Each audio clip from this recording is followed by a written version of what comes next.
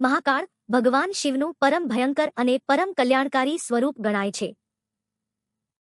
પ્રાચીન સમયમાં અવંતિકા નગરી ઉજ્જૈન પર એક અત્યંત પરાક્રમી અને દુષ્ટ અસુર દૂષણનો આતંક વધ્યો હતો. તે અસુરે તપસ્વીઓ, યજ્ઞો અને શ્રદ્ધાળુઓને સતાવવાનું શરૂ કર્યું. મંદિર તોડી નાખ્યા, સંતો પર અત્યાચાર કર્યા અને સમગ્ર જનજીવન અસ્તવ્યસ્ત થઈ ગયું. લોકો ડરીને જંગલોમાં છુપાઈ રહેતા.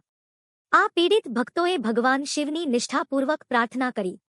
ભક્તોની વ્યથા સાંભળી ભગવાન શિવે સમયના સ્વામી અને મૃત્યુના પણ અધિપતિ એવા મહાકાળ સ્વરૂપમાં અવતાર લીધો.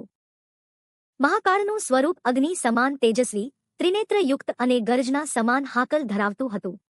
તેઓ એક ક્ષણમાં જ પ્રગટ થતાં જ સમગ્ર ધરણીએ કંપારી પાડી દીધી. દૂષણ અને તેની સેના મહાકાળની શક્તિને જોઈ ભયમાં આવી ગયા, પરંતુ તેમનું અહંકાર તેમને પાછું ફરવા દીધું નહીં. મહાકાળે માત્ર એક હુંકારથી દુષ્ટોના શક્તિસ્ત્રોતોને ખંડિત કરી દીધા. થોડા જ સમયમાં અસુર સૈન્યનો નાશ થયો અને દૂષણનો અંત આવ્યો.